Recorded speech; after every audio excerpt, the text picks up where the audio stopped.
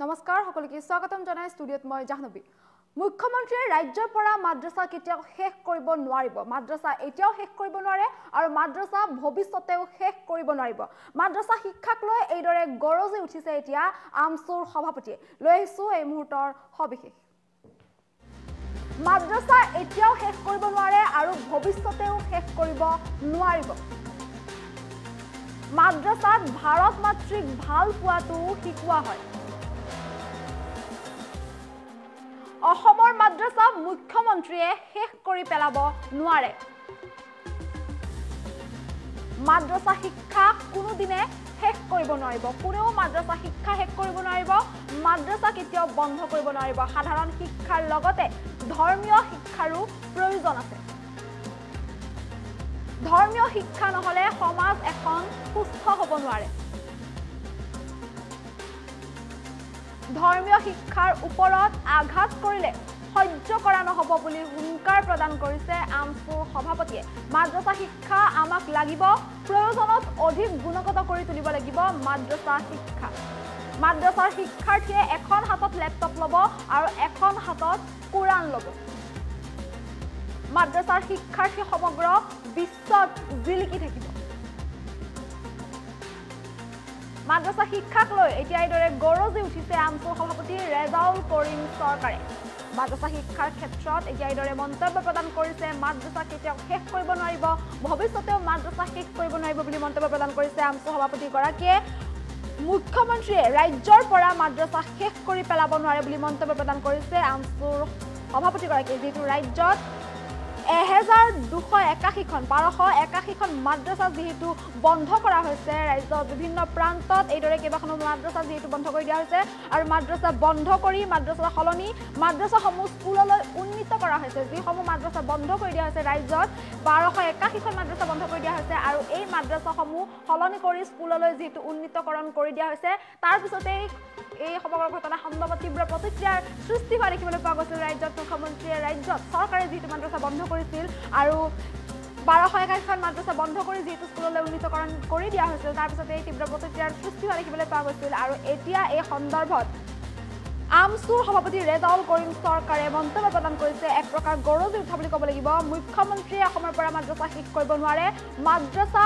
এতিয়াও কোনেও শেষ কৰিব নোৱাৰে আৰু ভৱিষ্যতেও কোনেও শেষ কৰিব নোৱাৰিব মাদ্ৰাসাত ভাৰত মাতৃক ভাল পোৱাটো শিকোৱা হয় বুলি মন্তব্য প্ৰদান কৰিছে আমছুৰ সভাপতিগৰাকীয়ে আনহাতে যেহেতু ধৰ্মীয় শিক্ষা প্ৰদান কৰা হৈছিল মাদ্ৰাসাৰ কোৰাণৰ বিষয়ে যেহেতু শিক্ষা প্ৰদান কৰা হৈছিল তেনেস্থলত এতিয়া এই সন্দৰ্ভত মন্তব্য প্ৰদান কৰিছে যে সাধাৰণ শিক্ষাৰ লগতে ধৰ্মীয় শিক্ষাৰো প্ৰয়োজন আছে ধৰ্মীয় শিক্ষা অবিহনে সমাজ এখন সুস্থ হ'ব নোৱাৰে এখন সুস্থ সমাজ গঢ়িবলৈ হ'লে ধৰ্মীয় শিক্ষা দিব লাগিব আনহাতে মাদ্ৰাসাৰ শিক্ষাৰ্থীয়ে এখন হাতত যদি লেপটপ ল'ব তেন্তে এখন হাতত কোৰাণ ল'ব অকল যে সাধাৰণ শিক্ষাৰে তেওঁলোক আগবাঢ়িব তেনে নহয় সাধাৰণ শিক্ষাৰ জৰিয়তে ধৰ্মীয়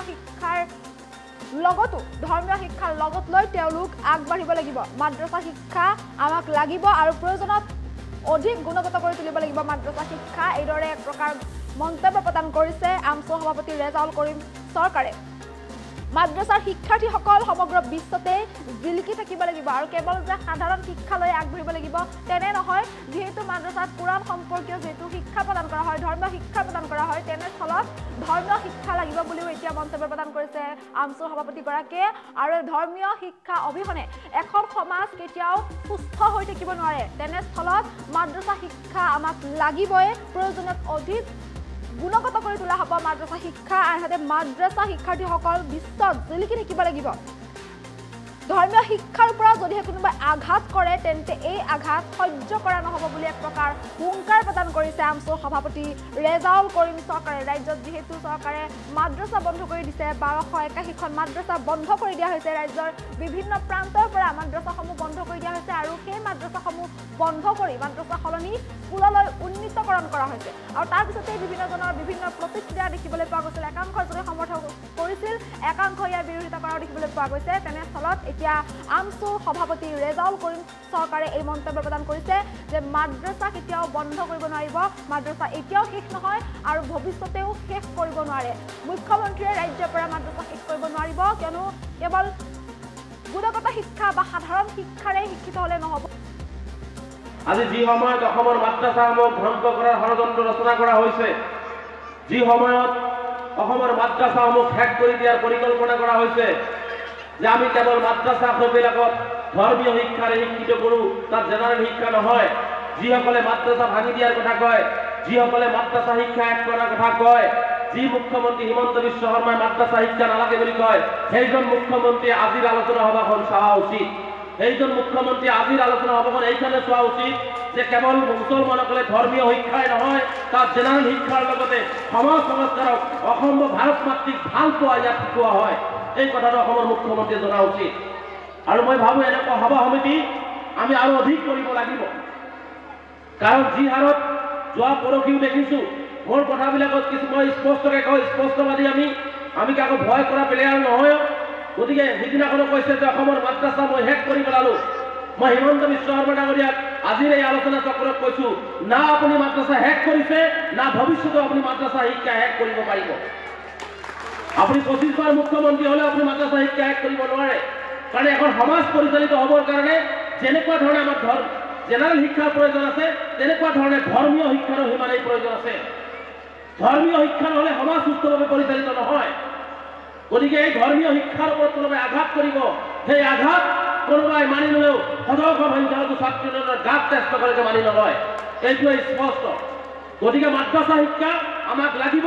প্ৰয়োজনত মাদ্ৰাছা শিক্ষাক আৰু অধিক গুণগত কৰিব কেনেকৈ পৰা যায় তাৰ ব্যৱস্থা গ্ৰহণ কৰিব লাগিব। মাদ্ৰাছা শিক্ষাৰ আমাৰ ছাত্ৰ ছাত্ৰীয়ে দেখুৱাই দিব লাগিব হিমন্ত বিশ্ব শৰ্মা ডাঙৰীয়াক যে মুখ্যমন্ত্ৰী ডাঙৰীয়াই আপুনি মাদ্ৰাছা শেষ কৰিব বিচাৰিছে, আৰু আমাৰ মাদ্ৰাছাই এক হাতত লেপটপ ল'ব, এক হাতত কোৰাণ ল'ব, আৰু গোটেই বিশ্বত তেওঁলোকে জিলিকি থাকিব। এনেকুৱা পৰিৱেশ আমাৰ মাদ্ৰাছাত তৈয়াৰ কৰিব লাগিব, এনেকুৱা মাদ্ৰাছা আমাক তৈয়াৰ কৰিব লাগিব। আমি মাদ্ৰাছাবিলাকৰ কিছু পৰিৱৰ্তন আনিব লাগিব। হয়, আমি যধে মধে মাদ্ৰাছা খুলিলে নহ'ব, কাৰণ যধে মধে মাদ্ৰাছা খুলিলে আমি পইচাৰ অভাৱত পৰিম, আমি ভাল শিক্ষক দিব নোৱাৰিম, ভালকে থকা দিব নোৱাৰিম, ভালকে খোৱা দিব নোৱাৰিম। বহুতে মোক বেয়া পায় যে আপুনি মাদ্ৰাছা বন্ধৰ কথা কয় নেকি? নহয়, আমি যদি ধুবুৰী জিলা, অন্তত ধুবুৰী বৃহৎ জিলা 10টা হাফিজিয়া 10টা খাৰিজি মাদ্ৰাছা তৈয়াৰ কৰোঁ, তাত আমি ভাল হাফিজ পাম, তাত ভাল শিক্ষক মৌলানা পাম, চব পাম। আৰু তাৰ পৰা যিবিলাক প্ৰডাক্ট ওলাব, সেইবিলাক প্ৰডাক্টে হিমন্ত বিশ্ব শৰ্মাৰ এনেকুৱা অন্যায় অত্যাচাৰৰ জবাব হাফিজ মৌলানা কাৰীসকলেও দিব পাৰিব। গতিকে সেইকাৰণে কৈছোঁ যে আমি যধে মধে চাউল তোলা মাদ্ৰাছা তৈয়াৰ কৰিলে নহ'ব, যে ৰাতিপুৱা চাউল তুলিবৰ কাৰণে পঠাই দিলোঁ, গোটেই দিন চাউল তুলিব, সন্ধিয়া আহি মগৰিব নামাজ পঢ়ি শুই যাব, কাৰণ কষ্ট কৰিছে, পঢ়িব নোৱাৰিব। কালি তেওঁ পাঞ্জাবী পিন্ধা শিকিব, টুপি পিন্ধা শিকিব, কালি তেওঁ আৰু এটা মাদ্ৰাছা কৰিব। ভাল শিক্ষা হ'ব? কেতিয়াও ভাল শিক্ষা নহয়। সেইকাৰণে কৈছোঁ যে মাদ্ৰাছাবিলাকৰ পৰাও আমি এটা টপ মোষ্ট ব্ৰেইন উলিয়াব লাগিব, যি ব্ৰেইনে অসমখনক আগুৱাই লৈ যায়, যি ব্ৰেইনে ভাৰতবৰ্ষৰ বিশ্ব দৰবাৰত আগুৱাই লৈ যায়, তেনেকুৱা ব্ৰেইন আমি মাদ্ৰাছাৰ পৰা উলিয়াই আনিব লাগিব। গতিকে এই কথাবিলাক আমি অকণমান চিন্তা কৰিব লাগিব। যিসকলে মাদ্ৰাছা পৰিচালনা কৰে, এই মাদ্ৰাছাখনতো মই আহ্বান জনাম যে আপোনালোকে কেৱল ধৰ্মীয় শিক্ষাটো নহয়, টেকনিকেল যিমান শিক্ষা আছে, কাৰিকৰী যিমান শিক্ষা আছে, সকলো শিক্ষা ব্যৱস্থা, জেনাৰেল শিক্ষা ব্যৱস্থা, সকলো শিক্ষা ব্যৱস্থা এই ছাত্ৰ ছাত্ৰীসকলে যাতে পায়, তাৰ কাৰণে মাদ্ৰাছা কৰ্তৃপক্ষই ব্যৱস্থা গ্ৰহণ কৰিব বুলি আশা ৰাখিছোঁ। তাত যদি আলোচনা কিবা সহযোগিতা লাগে, শতাংশ সংখ্যালঘু ছাত্ৰী ইউনিয়ন শিক্ষাৰ ক্ষেত্ৰত ভিক্ষা কৰি হ'লেও প্ৰতিজন ছাত্ৰক আগুৱাই যাবৰ কাৰণে সকলো ধৰণৰ সহায় সহযোগিতা এই মাদ্ৰাছাই নহয়, অসমৰ প্ৰত্যেকটো মাদ্ৰাছাত কৰিবৰ কাৰণে সাজু আছে, প্ৰত্যেকটো ছাত্ৰ ছাত্ৰীক কৰিবৰ কাৰণে সাজু আছে। কেৱল আমি ক'ব আমাক, আমি যিমান দূৰ সম্ভৱ আমি এইখিনি